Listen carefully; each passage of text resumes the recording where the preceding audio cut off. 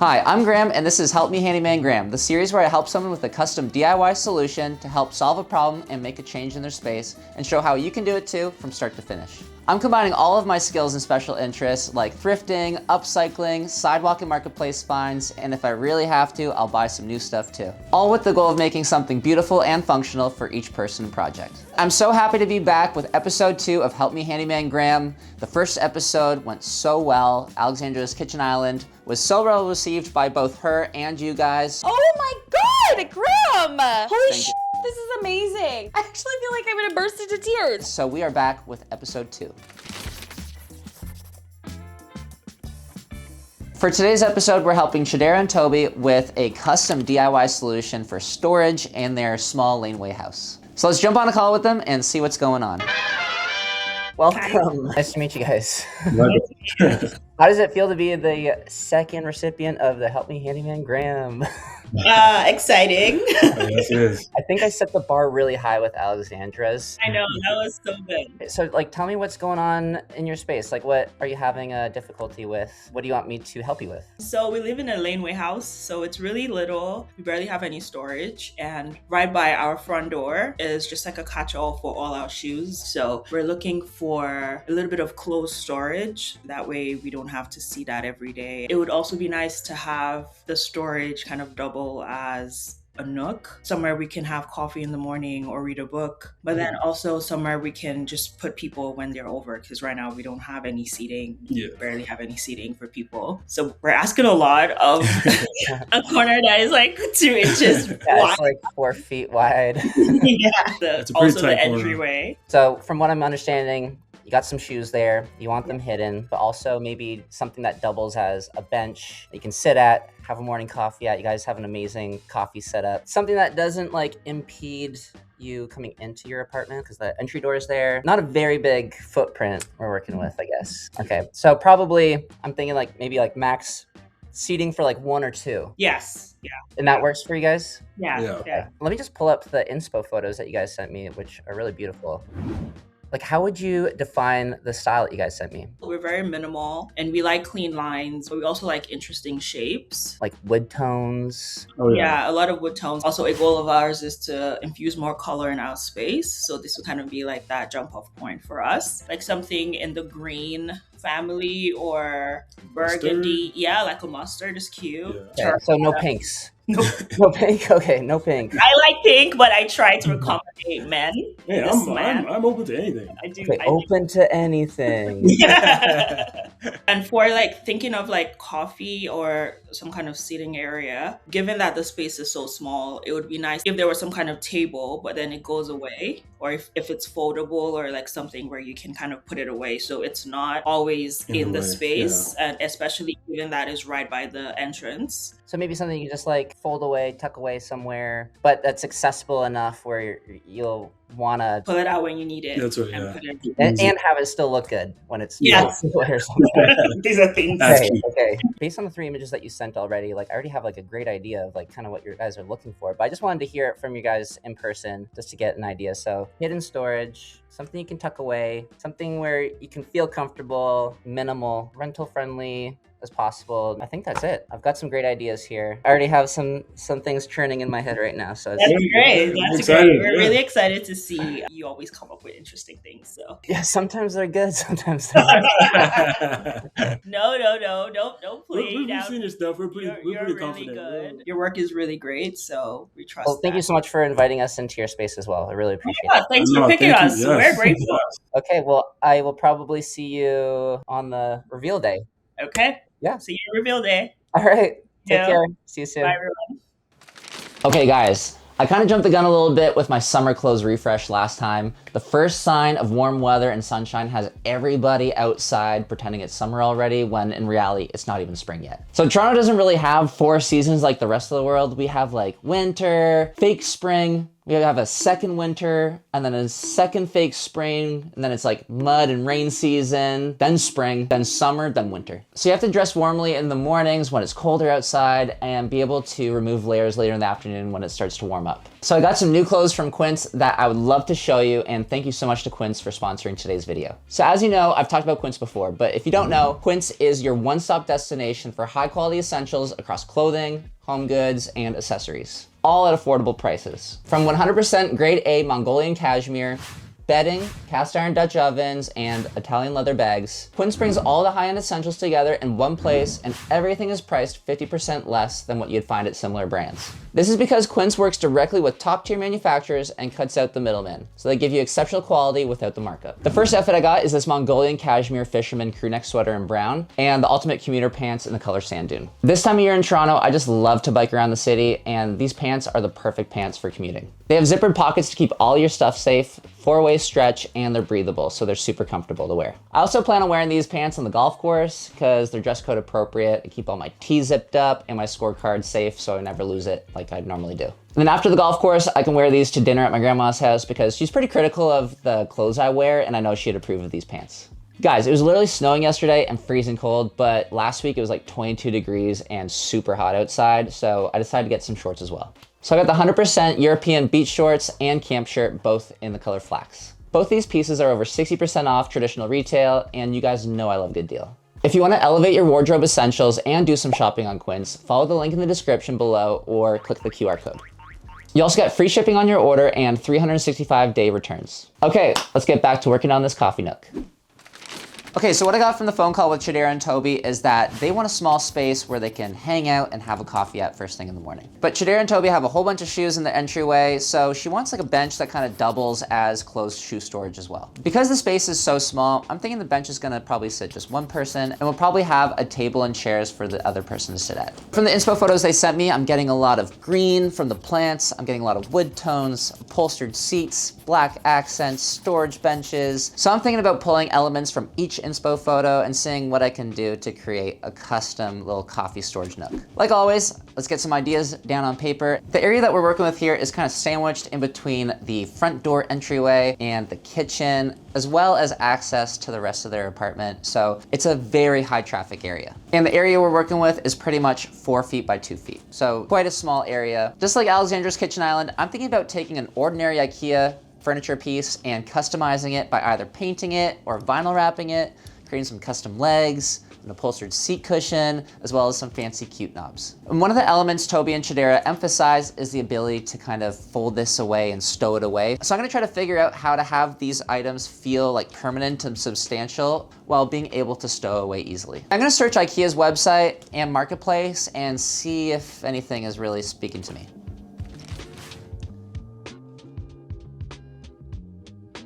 All right, so looking at some shoe cabinets here on IKEA. I'm just gonna type in storage bench. We have the Valtorp here. It's like a little storage bench that you can use for an ottoman, end of the bed, storage, entryway storage, kind of like a bench you can sit on. Here's a Guleberg. It's got some storage for shoes. Maybe we can cut off the legs, put on some decorative legs, and then they still have some open storage for shoes underneath. I would have to cut it down a little bit, which is totally fine. Okay, well, that's a good option. Let's pop on over to Facebook. Let's see, table base, cast iron table base. That's really nice. That'll give us like our little hit of black accent. I'm thinking like maybe sourcing like an old wooden folding chair with like, that will just give us like a little bit of that like authentic real wood tone and wood grain. I'm starting to get some ideas here. Probably gonna reach out to a couple marketplace ads and see what I can find. We got these folding chairs, you know, they fold up real nice. Nice hit of brown, same kind of wood tone here. There's a chair here, wood tones. They want it to be folding. And then what else do we look at? Round, tabletop. This one's nice, like 29 inches. 1.5 inch thickness is good. Inch thickness, I mean. Okay, that's nice. Could probably sand it down, refinish it. Probably have to go pick up anything on the weekend just because everything is so far away and people are only available outside of work hours. I found that circular table on Marketplace for 20 bucks. So I actually am gonna go to IKEA and it's 10 minutes away from IKEA. So I'm gonna pick up the IKEA Guleberg bench cabinet and then I'm gonna swing over, pick up the tabletop. So I'm gonna hop in the car and hit up IKEA first. Okay, I'm just looking up where the Guleberg is, so I can just do a little speed run. Oh man, I have to pee. Aisle 6, bin 50. Self-service. Let's go.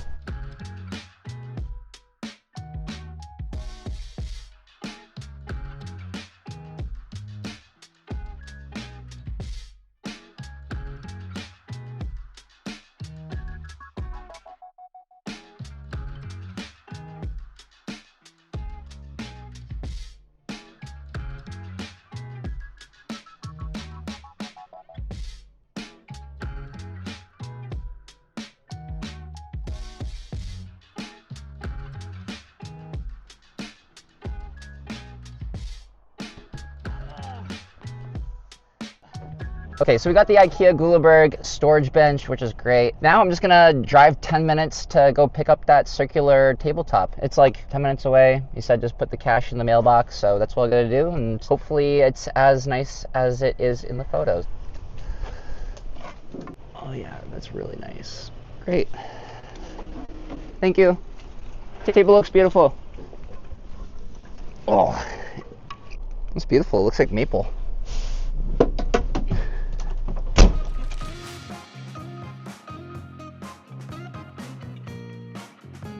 Because this bench is kind of the hero piece of this project, I think I first have to build it and see what we're working with here.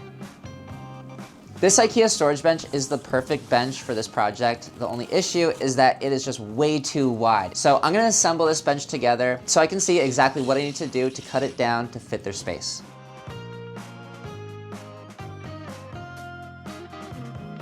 Okay, so now that the IKEA piece is assembled, I'm able to see what I need to do in order to cut this down to fit this little space in Chidera and Toby's entryway kitchen area. This unit is 58 inches wide, and I gotta cut this down to 43 inches, so I've gotta chop 15 inches off. I think what I'm gonna do, I'm gonna cut the full 15 off the top. I'm gonna cut the drawers down 7.5. Gonna cut the bottom and the back just on the one side. Gonna cut the bar just on the one side so that I only have to re-drill holes just once rather than twice. Okay, I'm gonna disassemble this bench and start cutting all the pieces down to size. Because I'm cutting down every single piece that I need to cut the same amount, I'm using my table saw and a table saw sled with a little stopper so that every single piece meets that stopper and is cut down to the exact same size.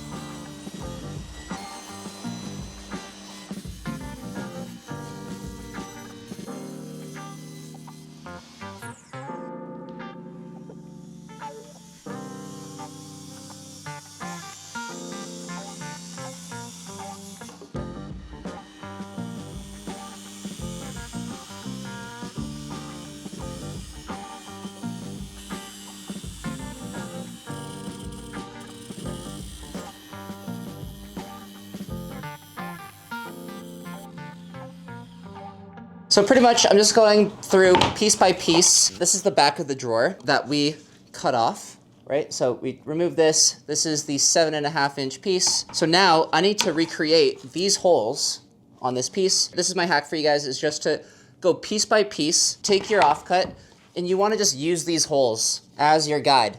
So I'll probably do these holes first. So I'll just kind of clamp it onto the piece. So I just have a Forstner bit here that's roughly the same size as this. It's not perfect, but I'm just using that hole as a guide for my drill bit, and I'm just drilling through the two pieces. Then I can remove my guide. And then I've got my holes drilled, and I'll just copy and paste the depth. There. Now we have our back piece that has the same holes as before. Yeah. So that's my trick.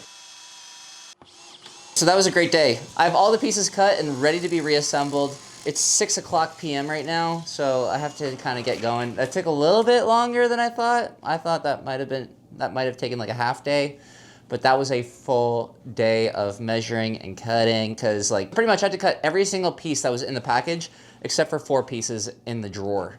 So lots of cutting, lots of drilling, splitting apart, gluing back together that you didn't see on camera. But yeah, I can just jump into vinyl wrapping this tomorrow morning and reassembling it, which is very, very exciting. So have a great night and I'll see you guys tomorrow morning. All right, it is time to vinyl wrap all these pieces. So what I'm gonna do is I'm gonna wipe everything down before vinyl wrapping each piece. I'm gonna take a photo so that I know where all the holes are, or an estimate of where all the holes are, so that I can just like poke a pencil through each hole after it's vinyl wrapped. And then after everything's vinyl wrapped, then I can assemble everything together, which is really exciting. So I'm gonna start with some smaller pieces just to get my bearings with the vinyl wrap, and then we'll move on to the bigger pieces. If you guys saw the video where I vinyl wrapped my shoe cabinet in my apartment, I'm gonna be sharing the same tip that I had in that video, and that is to vinyl wrap every single piece individually. Use the wood grain in the vinyl wrap to your advantage. I always have the wood grain go vertical for vertical support pieces and horizontal for horizontal pieces. That's just the way that cabinetry and furniture would be made if it was made out of actual wood. So if you wrap all the pieces individually, just be sure that you're keeping an eye on where the wood grain is. Another trick is to always have the seams hidden. So because we're vinyl wrapping every single piece individually, I'm always having the seams on a face that's either facing the floor or facing the back side, because we always want those seams to be hidden, or where the 2 pieces are butted up against each other. Jump the gun. There we go. It's okay, no one's gonna see. This is all gonna be underneath the cabinet.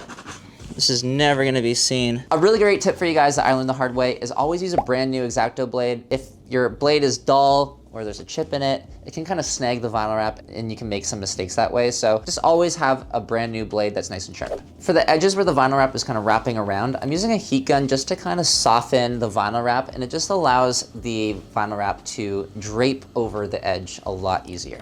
If you don't add heat, it's not that big a deal, but you might notice some bubbles forming around the edges. Okay, so now that everything is vinyl wrapped, it's time to assemble this unit together. I'm using a combination of wood glue and construction adhesive to secure everything back together.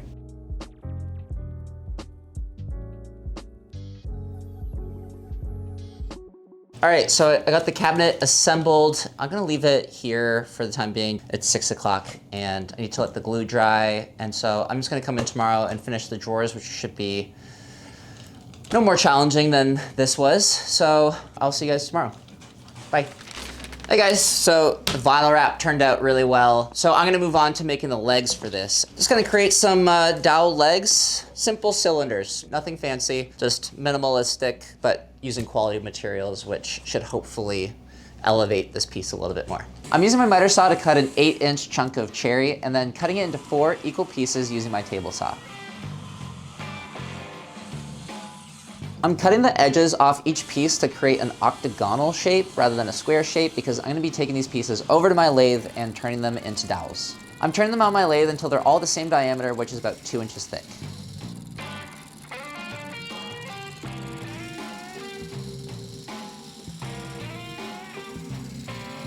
I'm also cutting down some white oak into 3 lengths, 1 long one and 2 shorter ones. These white oak pieces are gonna act as spindles, which will connect each leg together. I'm following the same process as the legs and then sanding down the legs and the spindles to 150 grit sandpaper. I'm drilling some holes in the legs using a 4-center bit and a drill press. And the idea here is that the spindles are gonna fit in these holes in the legs. They're gonna be about halfway down the leg on the sides and a little bit higher in the front because I want Chidera and Toby to be able to slide some shoes underneath. I'm gluing everything together with some wood glue and gently malleting everything together and clamping it until the wood glue dries.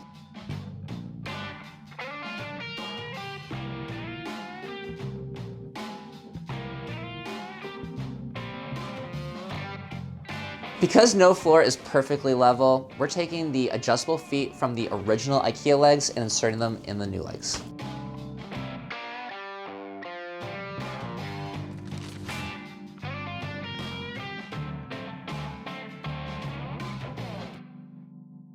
All right, check out this table base I found on Marketplace. how sick is this? 45, maybe 50-pound cast iron table base that I thought would pair nicely with the tabletop that we found. I think the tabletop might be a little big, right? It's a little large for the base. Looks a little funny. Maybe we'll take like 2 inches off, make it a little bit smaller. But yeah, I found the base for $75 on Marketplace. It's a little pricey, but it's a really, really nice like quality table. It's cast iron, so I just wanted to like continue on with our quality materials. You know, we got the solid maple tabletop. We have the solid cherry and oak legs. I'm gonna leave the table base alone for the time being. For now, I'm gonna concentrate on the tabletop. I am probably gonna remove 2 inches of material, I think. So for now, I'm just gonna sand this thing down and refinish it. So my thought process here is that we're gonna be removing some material, make this tabletop a little bit smaller so that's easier to stow away. 4 inches doesn't seem like a lot of material, but in a small space, every inch is important. So we're just trying to make sure that this tabletop doesn't take up too much space in their apartment. I'm using my router with a router jig and using a straight shank router bit to cut the circle into the wood. I'm finishing the cut with a jigsaw.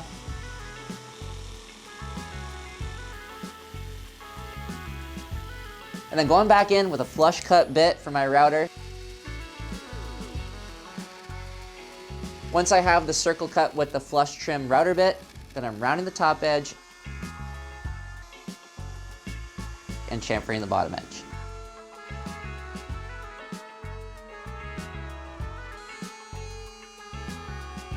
Because both the top and bottom of this tabletop are gonna be seen when it's folded up, folded down, I'm sanding this tabletop down from 60 grit sandpaper all the way up to 220 grit sandpaper on the top and bottom.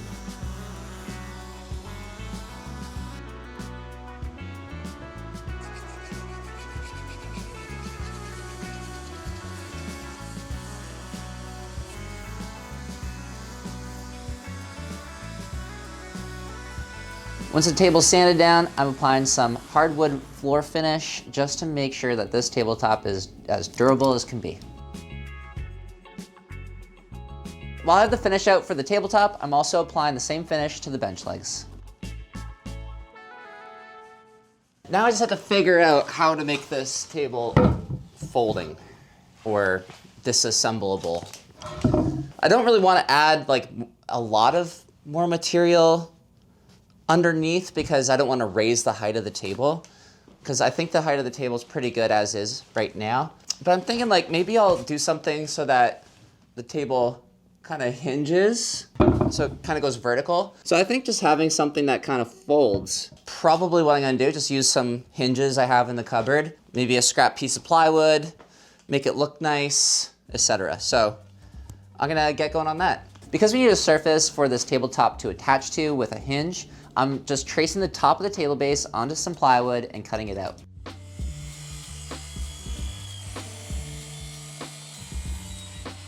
So I had a spare piece of piano hinge laying around the workshop that I'm just cutting down to size using my metal cutoff saw.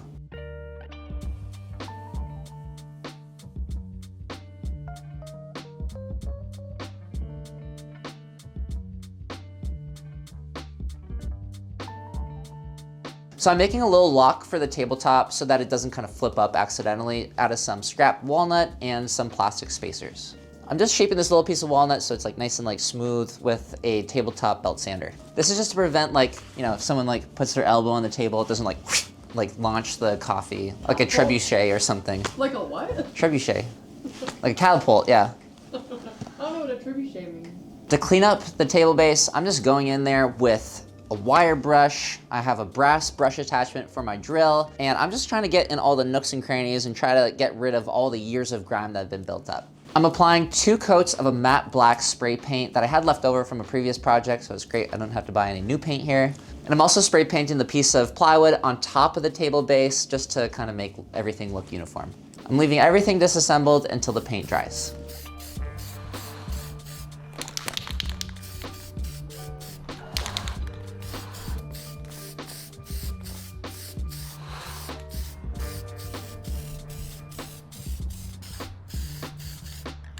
Now that the table's done, it's time to move on to upholstering the bench cushion. I don't know if you noticed this in the background earlier this morning, but it's got like a memory foam layer on top and just like a regular spongy foam on the bottom. I'm probably gonna cut this down a little bit, just kind of trace it out, cut it down, and go from there. Wow, could not have been easier. That is crazy. That is so funny. So I have this beautiful fabric from Blackbird Fabrics. It's this really nice sage green.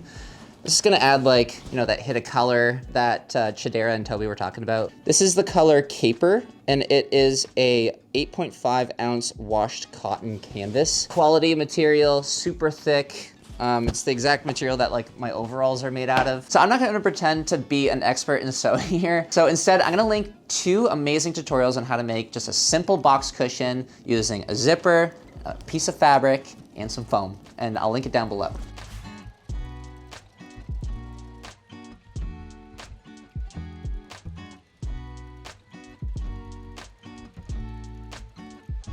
Isn't this opening? Thank Christ. Ah, f me.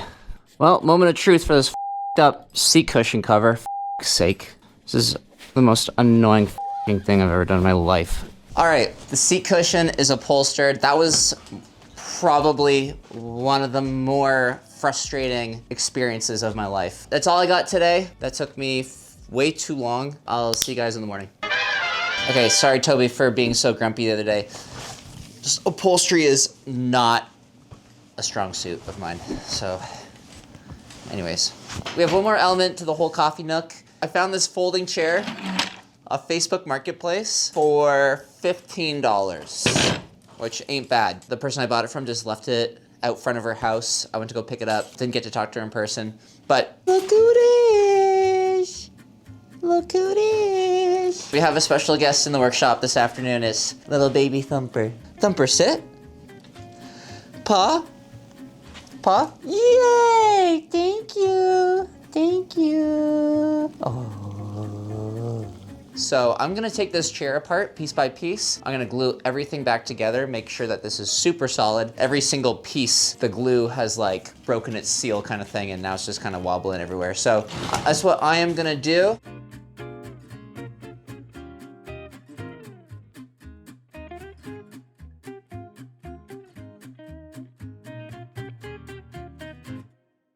All right, I got the chair all glued up. That was a bit of a process. I have 16 clamps on this chair right now, so I'm feeling pretty good about it. I really do like the color, but what I'm like realizing right now, I'm not really feeling like this is like a cohesive dining nook right now. I don't think this is exactly what Chidera had in mind. Not only does Chidera and Toby have wood floors, then they have this like walnut credenza off to the side.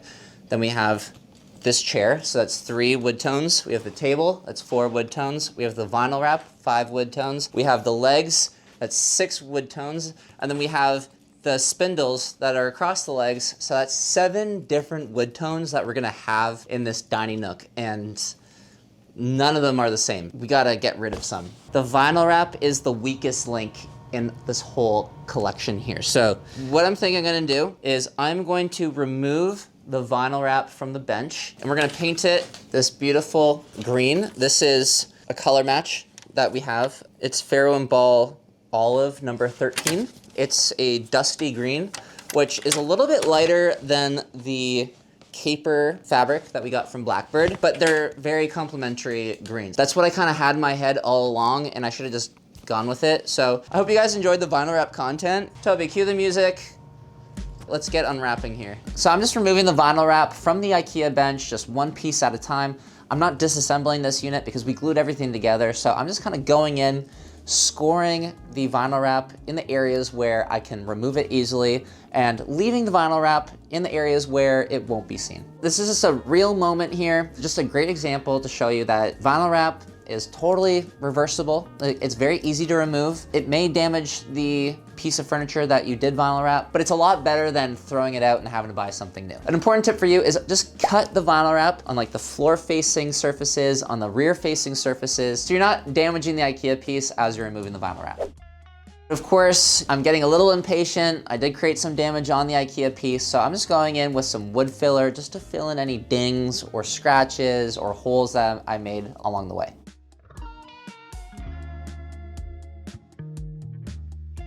I'm sanding down the entire IKEA unit using 120 grit sandpaper, and this is something I would have had to do anyways if I had painted it from the beginning, because just like painting any other IKEA piece, you always want to scuff sand all the paintable surfaces so that the paint has something to stick to.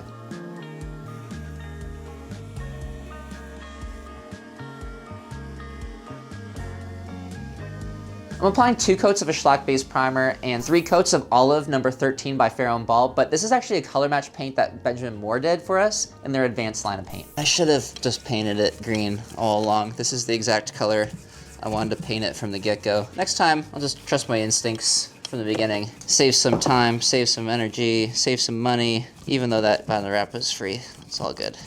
Not too concerned. I got the time, so may as well make it right.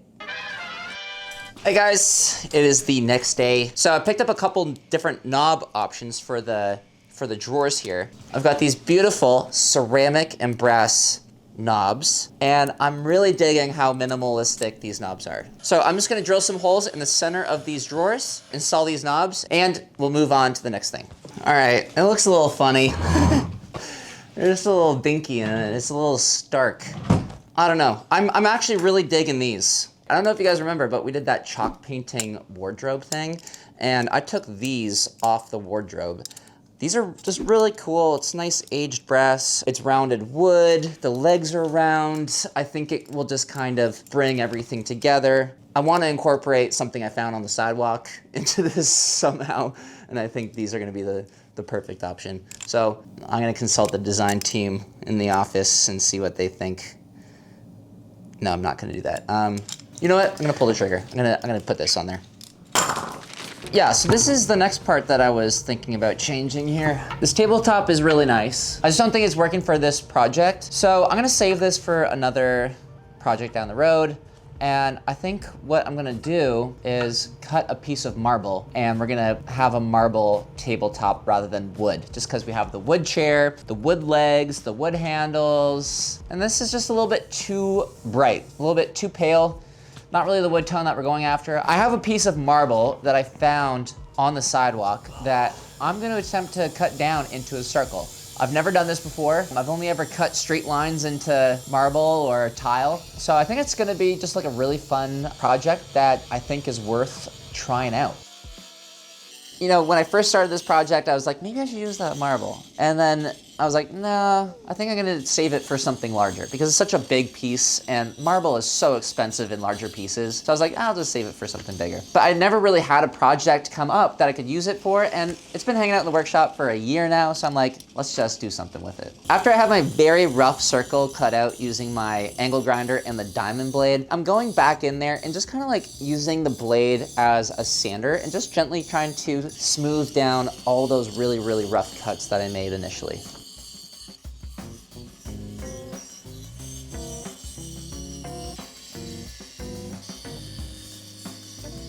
Now that I'm happy with how the circular tabletop looks, it's time to polish the marble. I picked up this wet polishing kit off Amazon for like 25 bucks, and I'll link it down below. So I've never used a wet polishing kit on marble before. I've never polished rock or stone or anything like that before, but I do have a lot of experience sanding wood, and I can tell you that the two processes are very similar to one another. So just like how I work up the grits when I'm sanding a piece of wood, starting at like 60 grit sometimes, going all the way up to 220 grit. Here with the marble, I'm starting with a 50 grit, go to 100, 200, 400, 800, 1500, and finally finishing at 3000. My tip for you guys is that there is a whole bunch of like $20 to $25 wet polishing kits on Amazon. Be sure that you buy one that goes all the way up to 3000 and not just 1500, because 1500 isn't enough to make the marble really shine. So just like the wooden tabletop, I gotta somehow connect the hinges to the slab of marble to allow it to fold up and down. I'm using a masonry drill bit with a piece of tape that just allows me to know how deep I'm going to drill some holes in the bottom of the marble.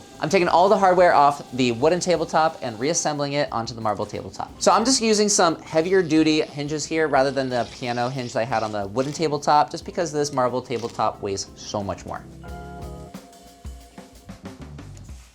All right, so I just got everything switched over to the marble table. So I have the tabletop so that it can open and the chair can tuck away nice and easy. That's awesome. Very excited to install this in Chidera and Toby's space. Everything is looking so good. I'm very happy with all the changes we made and glad we did it too, because I wouldn't have felt comfortable installing something that I wasn't really all that excited about. So I'm glad we took off the vinyl wrap, glad we switched the tabletop around, and everything was looking so good. So see you on installation day. Hi guys, okay, it's finally installation day at Chidera and Toby's apartment. This is so exciting. It's been a very, very long process with a couple roadblocks in the way. The installation is gonna be so easy. I'm just gonna bring one piece in at a time and place it, clean it. Once we're finished staging all the furniture, then we can bring Chidera and Toby back in and reveal it to them. So, very excited. Not bad. Looks pretty good. Okay, next up we have the beautiful, professionally upholstered seat cushion. You may actually realize that this looks a little bit different than the seat cushion when I made it. And that's because I had a little bit of time at the end of this whole project and I decided to give the upholstery another go, and I just ended up slaying this seat cushion cover. It's just like a lot more flat, more like geometric shape. Before it was like a little bumpy. I wasn't all that satisfied with the sewing job, so gave it another shot. I put some ties on the backside in each corner, and I just installed some D-rings on the back. This is just for tying the seat cushion, and then that just prevents the seat cushion from slipping around. So that was another issue that I came across. I was gonna make some straps that like secured the cushion on, because it does want to slide. I just needed some more time to think about how I was gonna secure this to the bench, and it paid off. There, pretty. All right, so now I'm gonna put some shoes in the cabinet, and I just wanted to explain just a little bit more like this spindle that goes across the legs. So it serves two purposes. It serves as like a structural piece of wood that kind of holds all the legs together. And then secondly, the idea is that we're gonna be putting shoes underneath as well. So this spindle here will kind of like camouflage or hide the shoes underneath. Nice. Now it's time to put the shoes in the drawers. I'm thinking going shoebox method. So the shoes on their side. Each pair of shoes is kind of like butted up against one another, but the soles of each shoe are touching each other. Okay, so now that the bench is done, it's time to bring in the table. All right. Wow.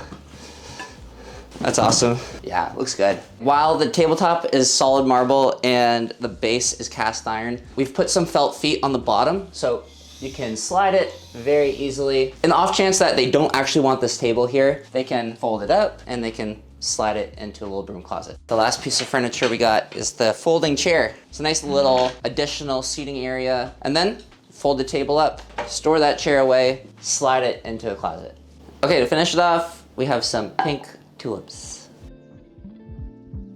All right, Chidera and Toby. Yeah. We're back in your space. I'm so excited. Yeah. I'm a little nervous. Alexandra's the one that normally does this, and I'm not even here for it usually. You're doing amazing. Now we're here, and wow. Okay, can you guys just walk me through like what was in the space beforehand? What did it look like? What was the vibe? Think Shoes. shoes. Lots of shoes. Maybe just like reiterate like what the key points were that you guys wanted for the space. We asked for closed shoe storage. That way we don't see the chaos all the time. Yeah. Somewhere we could have coffee in the morning, but then also be able to take it away and have like just a clean space, like a clean floor. Okay, on the count of three, open your eyes. Okay. 1, 2, 3. What? That is so... What? It looks like the Pinterest picture. Oh, that's That's amazing. really good. Wow, wow, wow. Wow, this is so good. Thank you. And the chair can go away. Oh, And, Yes, everything. I'll walk Storage, you through it looks like? everything. Yeah. Sitting. and I like that there's space under the bench. You know what? I was struggling to kind of imagine what you'd, come up with in terms of like additional seating. Yeah. In my mind, I'm like you'd max maybe just one, but it looks like we could You fit fit at three least people. 3 people in there. Yeah. First off, the chair folding. It's like an old school like Love it. Yeah. folding chair from like I'm gonna say like the 50s or 60s or something. But the hero piece is the IKEA bench. So it was That's like, IKEA? It's IKEA. I cut down every Oh, single wow. piece to Wow, fit wow, wow, this wow. nook.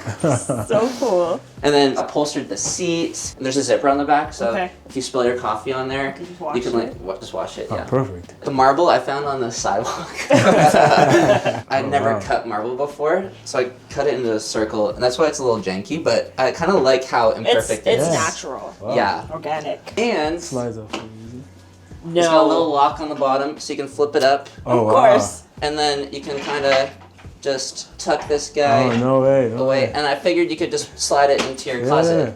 Perfect. How Wow. do you how do you come up with these things? And there's a little lock, so you can still kind of like pick it up and stuff. This is great, and I love the wood tones as well because we have a lot of wood, so it ties in. Give me a sit. It's amazing. Of course. Yeah. Join us for coffee, Graham. It's comfortable. Yeah. And I can work here too. Yeah. Thanks so much for allowing us to do this little mini makeover in your apartment. It was a perfect first project, so. Yeah. Oh Thanks my for god, choosing this us, is great. you know? We're so happy. Yay. I'm excited to see how you did all the things. It was an absolute pleasure. Thank you so much. Thank you. Thank you. Thank This you, is, Graham. this is Really amazing. great. Thank you so much.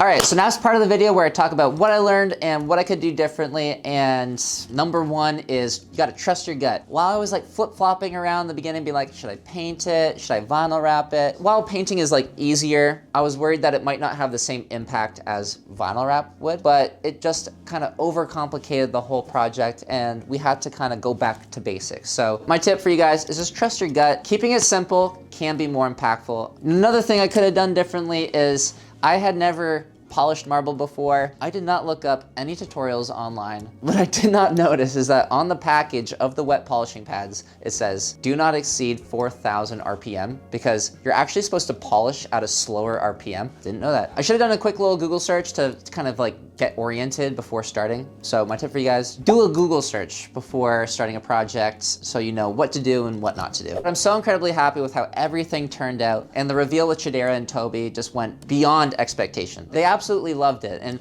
Chidera's sister actually came in afterwards and she saw it. She's like, oh my God, this is so you. So thank you guys so much for joining me on this massive journey. I hope you guys enjoyed it. Let me know what you guys think in the comments down below and what you guys want to see for episode 3. And don't forget, if you guys live in Toronto, you can apply for these Help Me Handyman Graham projects in the link in the description below. And don't forget to hit that subscribe button. I will see you guys next time. Bye.